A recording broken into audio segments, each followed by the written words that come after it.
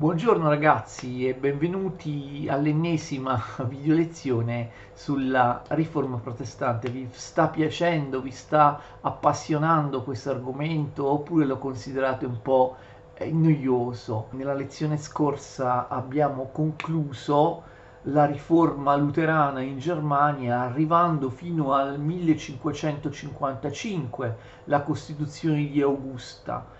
Adesso, a partire da questa lezione, parliamo della riforma in altre città, in altri territori differenti dalla Germania oppure situati al confine della Germania, oppure parleremo di altre forme che prende il movimento evangelico con le sette estremiste. Quindi dobbiamo andare indietro nel tempo, perché siamo arrivati appunto in Germania la volta scorsa fino al 1555, adesso torniamo indietro fino ai primi anni della Riforma.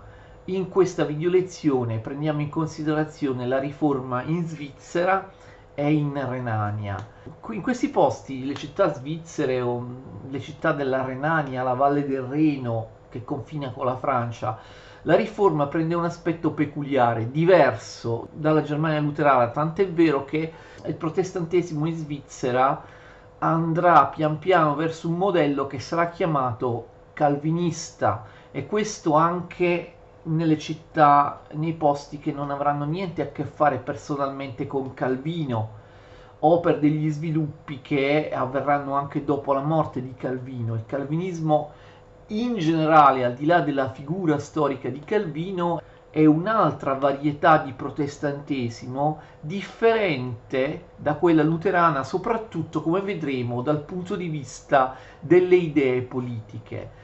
Parliamo di città, quelle svizzere, quelle della Renania, che già dal Medioevo si erano autonomizzate dal loro sovrano temporale o spirituale, posti in cui la riforma non farà altro che rafforzare i diritti di intervento negli affari ecclesiastici, fino addirittura a far balenare l'idea di piccole repubbliche cristiane. In queste città la riforma va a braccetto con l'umanesimo, a differenza di quello che succede nella Germania luterana, tanto che si può parlare di umanesimo biblico. L'approccio alla fede di questi riformatori è spesso più ragionato e più ottimistico di quello di Lutero. Naturalmente cominciamo con Zwingli. Huldreich Zwingli, detto anche Uldrich Zwingli, italianizzato Ulrico, in realtà è preferibile utilizzare il nome originale di Huldreich, quindi Huldreich Zwingli nacque in un piccolo villaggio montuoso del cantone di San Gallo, studiò a Basilea e a Berna, poi all'Università di Vienna e poi all'Università di Basilea. Nel 1516 ottenne un incarico a Zurigo. Zwingli fu colpito positivamente da Erasmo, che rimase sempre un grande punto di riferimento per lui. A differenza di Erasmo, però, Zwingli dà particolarmente importanza all'Antico Testamento. A partire dal 1519 Zwingli inizia a predicare a Zurigo basandosi solo sulla Bibbia e in particolare su Cristo. Comincia quindi la riforma a Zurigo, vedete, a partire dal 1519, cioè prestissimo, pochissimo tempo dopo Lutero. Infatti Zurigo è la prima città importante che viene riformata al di fuori della Germania. A differenza di Lutero, Zwingli e i successivi riformatori che tratteremo ritengono che la Bibbia debba essere anche un modello politico, e questa sarà sempre la fondamentale differenza con Lutero, una differenza politica. Zwingli vagheggia per Zurigo l'ideale di una comunità cristiana, di una repubblica di profeti, di una città governata dalla Bibbia. Invece di conferire l'autorità civile al principe, come aveva stabilito Lutero, Zwingli pensa che la stessa comunità evangelica debba governare. Invece Lutero, vi ricordate, dava tutto il potere politico al principe, all'autorità civile. Infatti a Zurigo l'autorità civile, cioè il consiglio che governa Zurigo, inizia a mettere in pratica molte indicazioni di Zwingli, ad iniziare dall'abolizione dei mercenari. Zwingli era contrario alla guerra mercenaria. Lutero lasciava molta libertà ai cristiani nel campo delle azioni indifferenti che venivano chiamate adiafora, cioè Lutero diceva che certo stabiliva quale dovesse essere la religiosità del protestante, però poi nella vita quotidiana, in tanti altri aspetti che non riguardavano la vita religiosa, che appunto Lutero considerava indifferenti, Lutero pensava che ognuno potesse regolarsi come voleva. E invece Zwingli non è d'accordo. Zwingli pensa che anche le questioni quotidiane e civili possano e debbano essere regolate dalla Bibbia. E quindi, insomma, anche le leggi civili devono essere sottomesse alla Bibbia, alla religione, quindi una sorta di teocrazia. Zwingli riesce a imporre l'eliminazione dei quadri e delle immagini sacre e del canto e della musica sacra. Poi Zwingli si sposa e permette agli ecclesiastici di sposarsi. Pian piano, in diverse tappe, la riforma si afferma a Zurigo. Nel 1523 Zwingli condanna l'autorità del Papa, condanna l'intercessione dei santi, la transustanziazione, i digiuni, i pellegrinaggi. Zwingli si afferma in alcune dispute pubbliche, sempre nel 1523. Vi sono moti iconoclasti a Zurigo, anche a Zurigo, come abbiamo visto altrove. La riforma si afferma con la violenza, le chiese vengono devastate, le statue e le reliquie vengono distrutte. Tra il 1524 e il 1525 vengono realizzate numerose riforme, vengono sciolti gli ordini religiosi, viene abolita la messa, sostituita da una commemorazione eucaristica simbolica di grande semplicità in cui i fedeli si comunicano da soli. I riformati impongono le loro idee anche nella sfera civile e nella sfera della morale. Nel 1526 vengono emanati dei regolamenti per il controllo della morale pubblica che saranno rafforzati e ampliati nel 1530. Zwingli mette in chiaro che il regno di Dio deve realizzarsi anche sulla terra e deve realizzarsi anche nelle cose mondane. Lutero non sarebbe mai stato d'accordo. Ricordate che secondo Lutero la disciplina e le leggi temporali spettavano solo al principe, anche perché Lutero pensava che nelle cose temporali, nelle cose esteriori, dominasse il diavolo e l'essere umano non potesse realizzare nulla di buono nella società, nella politica. Invece questi svizzeri, che sono più ottimisti e legati all'umanesimo rispetto a Lutero, pensano che si possa creare una sorta di repubblica cristiana, di anticipazione del regno di Dio anche sulla terra. Pensano che le comunità cristiane possano governare efficacemente, reggere anche la cosa pubblica. Secondo Lutero, appunto, le leggi civili sono appannaggio del principe. Scrive invece Zwingli: una chiesa senza magistrati è monca e incompleta. Mentre Lutero separava nettamente Chiesa e Stato, la riforma svizzera nasceva con una evidente impronta politica. All'autorità civile si affianca un consiglio di predicatori e di anziani, un consiglio di predicatori e di anziani con il compito di vigilare sulla morale dei cittadini, come sarà con Calvino a Ginevra. Anche l'infedeltà coniugale o l'abbigliamento giudicato non consono vengono considerati reati. Lutero non sarebbe mai stato d'accordo, avrebbe considerato questi aspetti o aspetti indifferenti in cui il cristiano era libero, oppure reati, ma reati di cui si doveva occupare l'autorità civile.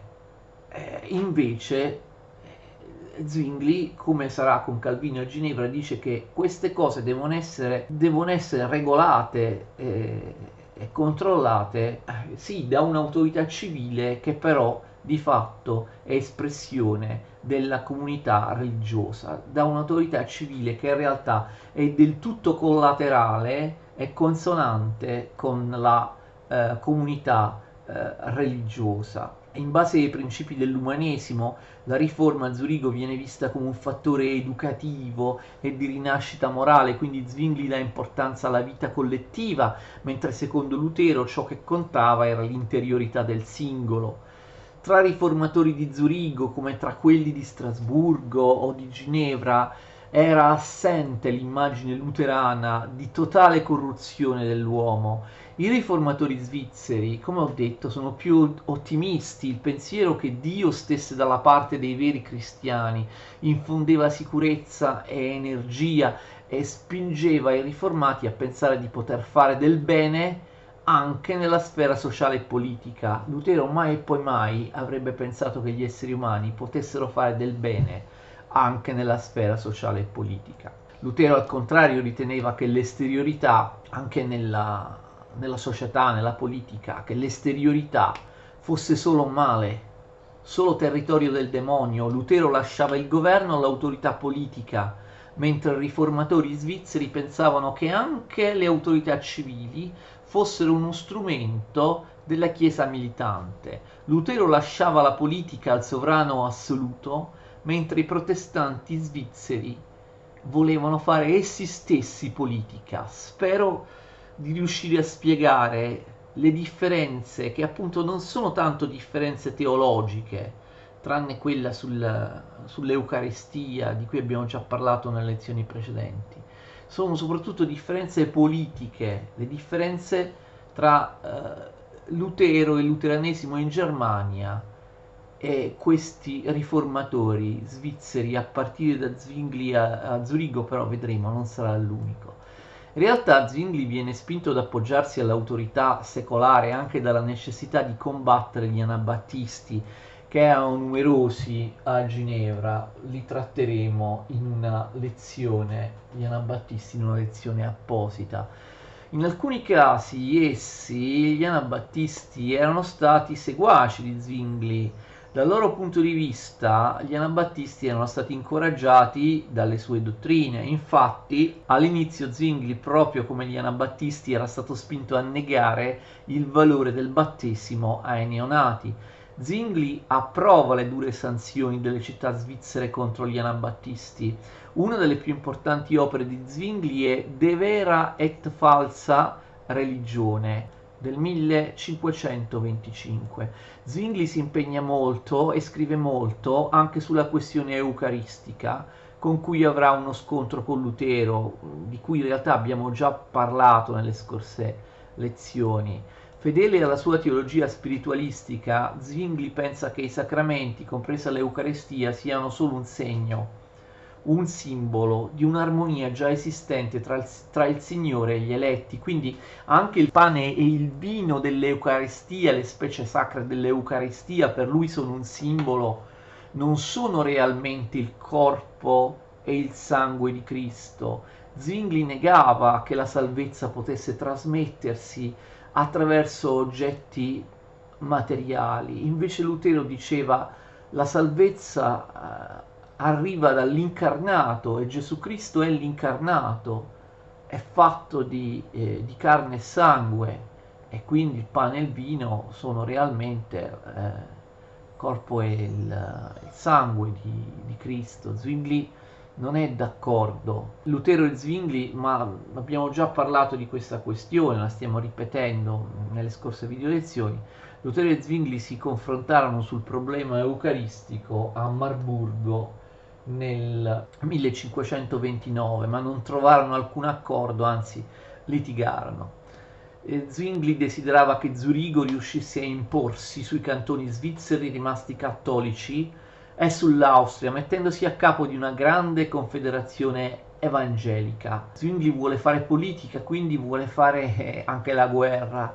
Nel 1528 egli forma la Lega Civica Cristiana, che ben presto comprenderà molte città svizzere protestanti come Zurigo, Berna, Basilea, Costanza, Biel, Sciaffusa, San Gallo, Mühlhausen e persino Strasburgo, quindi alcune di queste città in realtà non sono propriamente svizzere ma francesi oppure tedesche. Zwingli viene preso dall'idea di una guerra distruttiva contro i cantoni cattolici, imporre la legge di Dio con la forza, con la violenza, con l'affermazione in guerra. Questo era l'intento di Zwingli. Zwingli nel 1529 ha già messo su un esercito ragguardevole. L'intesa con i protestanti tedeschi e francesi fallisce nel 1509 a Marburgo, dove l'abbiamo visto per di più Zwingli litiga con Lutero. Zwingli colpisce i cantoni cattolici con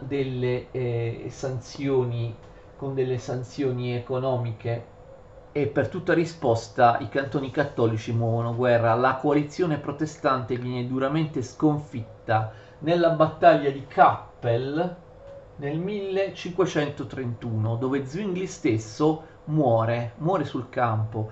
Lutero quasi esulta alla notizia della sua morte, giacché Lutero non poteva approvare che la riforma fosse imposta con la spada, come abbiamo già detto. La comunità evangelica a Zurigo continua a esistere e anzi prospera e si diffonde ancora di più dopo la morte di Zwingli. Perché?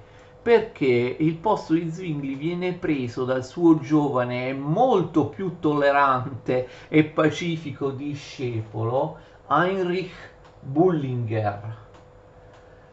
L'ideale di Zwingli era una repubblica in cui la parola di Dio dovesse plasmare ogni aspetto della vita pubblica e privata. Invece Bullinger, il suo successore, lasciò la vita privata ai privati e lasciò la guerra alle autorità secolari e si dedicò agli aspetti più propriamente religiosi della riforma. Forse privo del genio di Zwingli, Bullinger si accontentò di essere un pastore esemplare. Bullinger scambiò lettere con tutti i grandi riformatori d'Europa cercando sempre la conciliazione e la cooperazione, a tal punto da essere chiamato l'alfiere della pace. Fu la Zurigo di Bullinger, non quella di Zwingli, a rappresentare il modello per l'evoluzione della riforma anglicana sotto i sovrani inglesi Edoardo VI ed Elisabetta I, che appunto si rifecero proprio alla comunità di Bullinger a Zurigo. Se visitate Zurigo, andateci perché è una bellissima città, avrete difficoltà a trovare una statua o una piazza dedicata a Zwingli. Invece sulla parte destra della facciata del Grossmünster troverete Bullinger, troverete un bassorilievo o un altorilievo, insomma, di Bullinger, ma citeremo Bullinger anche tra poco. Poche settimane dopo la morte di Zurigo, poche settimane dopo la battaglia di Kappel, scompare a Basilea un altro importantissimo riformatore, Johann Husschin, detto Ecolampadio, che vive dal 1488 al 1531. Ecolampadio è il nome grecizzato di Husschin, perché in tedesco Husschin vuol dire lampada della casa e in greco oikos lampas, ecolampadius, vuol dire appunto lampada della casa. Questo Ecolampadio era un personaggio eccezionale, nato in un paese della Svevia, aveva studiato a Heidelberg, Bologna e Tubinga. Si trasferì a Basilea nel 1515 al seguito del suo amico Wolfgang Capitone, che poi andò via per la verità da Basilea. Poi Ecolampadio si allontanò dalla città per poi trasferirvisi definitivamente a Basilea nel 1522. Qui iniziò la riforma, anche in questo caso, come a Zurigo, una riforma molto precoce che davvero avviene poco tempo dopo la ribellione di Lutero. Ecolampadio era un erudito introverso di aspetto singolare, aveva barba lunga, naso adunco, pelle giallastra, aveva una conoscenza straordinaria del latino, del greco e dell'ebraico. Nello stesso 1522 Ecolampadio fa amicizia con Zwingli. Le sue idee erano molto simili a quelle di Zwingli, mise la sua cultura al servizio di Zwingli e della sua visione dei sacramenti, in quella che abbiamo citato più volte, il dibattito, il dissidio sui sacramenti tra i vari leader della riforma protestante. Nel maggio 1526 Ecolampadio si scontrò a Baden in una disputa pubblica contro il celebre cattolico Johannes Eck. Zwingli, pensate, aveva rifiutato di partecipare e di confrontarsi con Eck, e Colampadio resse bene alla prova, dimostrando energia ma anche tranquillità, mentre Eck, come al solito, passò il tempo a sbraitare e a dimenarsi.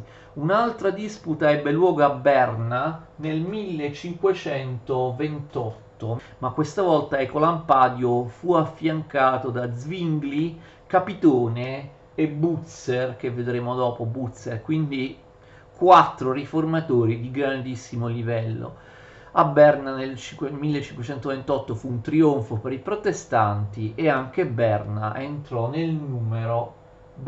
Svizzera entrò nel numero delle città riformate. A Basilea resisteva un forte nucleo di cattolici, ma tra la fine del 1528 e l'inizio del 1529 i riformati prevalsero.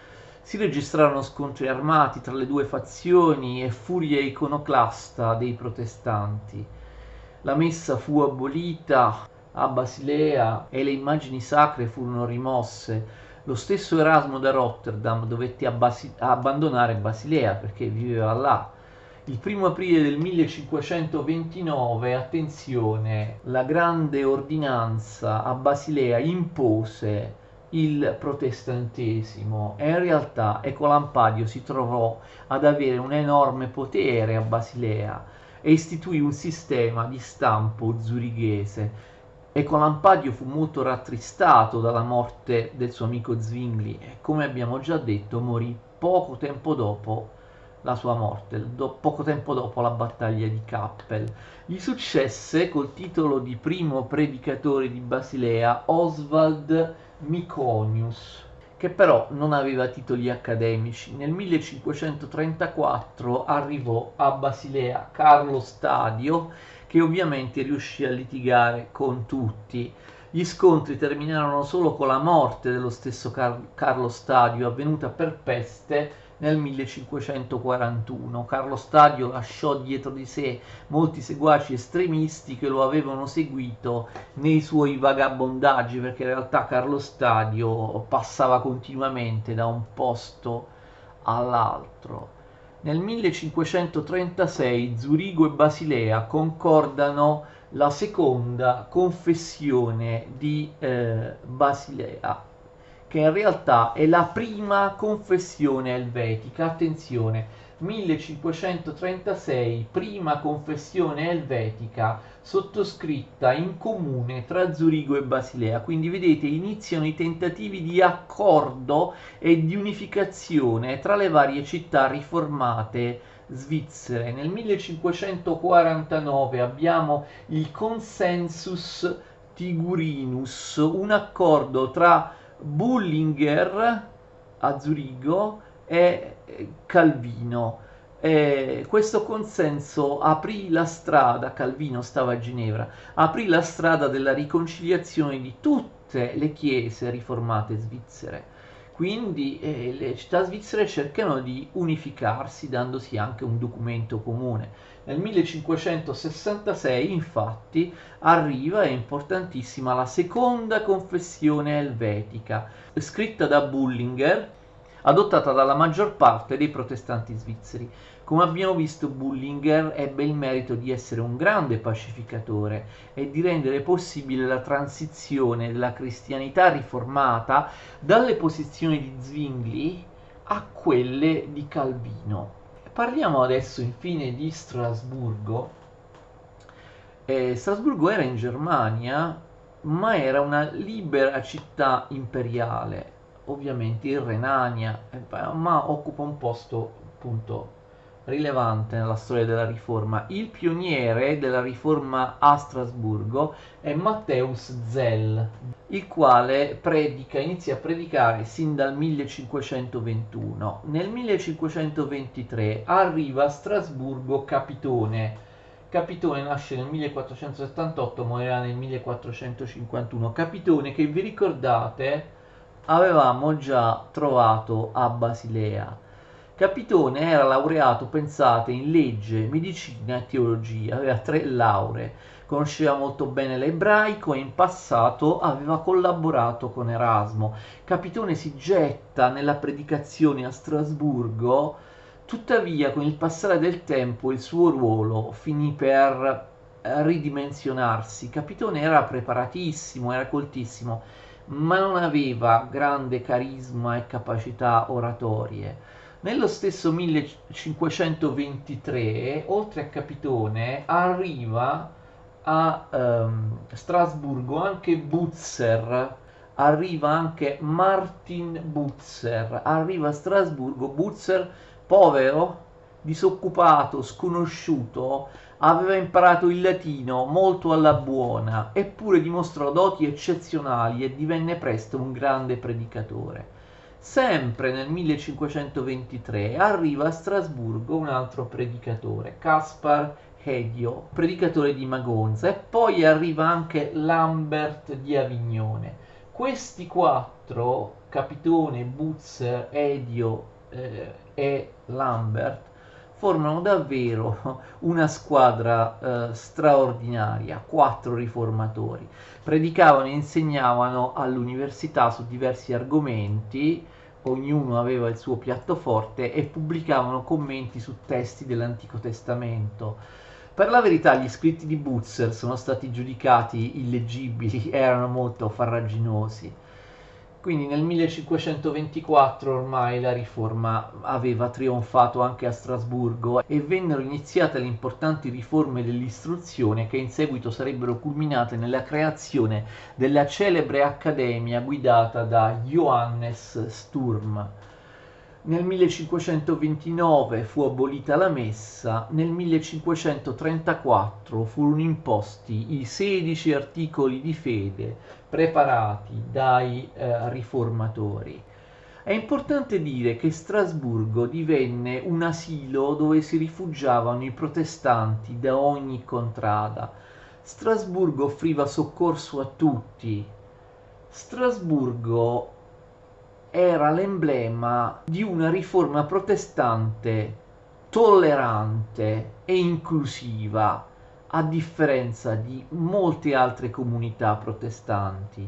Quando la rivolta dei contadini devastava l'Alsazia, ricordate che tutti volevano solo sterminare i contadini, invece Zell, Capitone e Butzer cercarono un colloquio con loro, si incontrarono con i loro comandanti ad Altdorf e riuscirono a placarli. Poi però, quando si scatenò la repressione contro i contadini sconfitti, pensate che i cittadini di Strasburgo, guidati dai loro pastori, offrirono loro rifugio, cibo e vestiario, mentre in tutti gli altri territori protestanti i contadini finivano soltanto per essere massacrati. Soccorso fu portato anche alle vittime di una grande carestia nel 1529.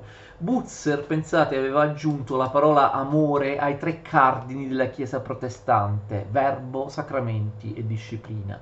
Moltissimi esuli passarono da Strasburgo, che accoglieva tutti, personaggi importanti, tantissimi, tra cui posso citare Lefebvre, Farel, Carlo Stadio, Serveto, Frank e moltissimi altri, anche molti estremisti, settari estremisti, che pure furono accolti a Strasburgo. Capitone morì di peste nel 1541.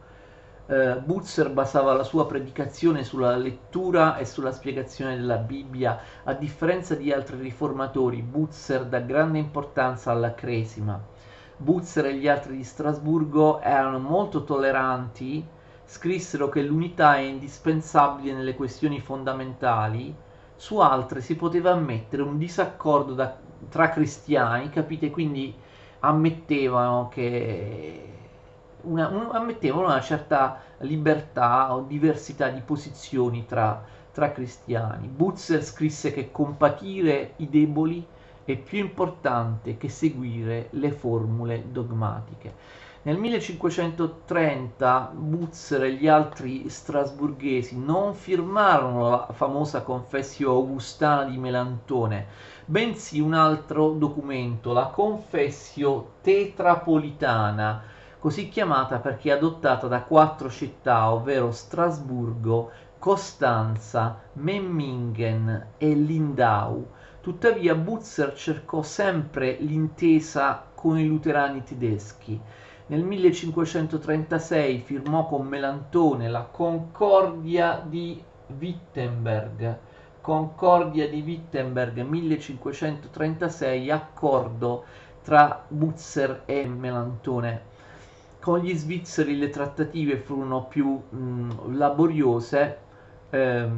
Inoltre Butzer, come Melantone e Calvino, incontrò ripetutamente i cattolici, e questo è estremamente significativo. Nel 1546, dopo i ben noti disastri militari della Lega di Smalcalda, Butzer si rifiutò di sottomettersi a Carlo V e quindi andò in esilio in Inghilterra, passando il resto dei suoi giorni insegnando teologia a Cambridge in accordo con il re Edoardo VI d'Inghilterra. Butzer si spense appunto a Cambridge nel 1551.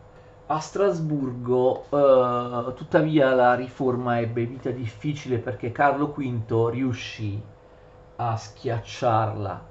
In seguito si affermarono i predicatori luterani Marbach oppure Pappus, e così Butzer fu dimenticato. Non tutti sono d'accordo nel dare una grande importanza a Butzer. Molti lo ridimensionano, nonostante la sua rilevanza che abbiamo sottolineato. Strasburgo non riuscì a diventare importante come altri centri della Riforma, come Wittenberg, Zurigo e Ginevra. Forse Butzer non era allo stesso livello di Lutero, di Zwingli o di Calvino. Molti hanno sottolineato che l'influsso delle sue opere fu limitato dalla prolissità e dalla pesantezza dello stile. Ben presto nessuno lesse più le opere di Butzer. Bene, spero di avervi fornito, vedete perché cerco di essere completo, gli elementi fondamentali anche della riforma in Svizzera e a Strasburgo. Ovviamente dobbiamo ancora parlare di Ginevra in Svizzera, l'importantissima Ginevra di Calvino, che diventa proprio il faro della riforma mondiale, ma proprio nella prossima video lezione continuate a seguirmi. Nella prossima video lezione parliamo di Calvino, di Ginevra e delle idee del calvinismo in generale. Io vi saluto, alla prossima, arrivederci.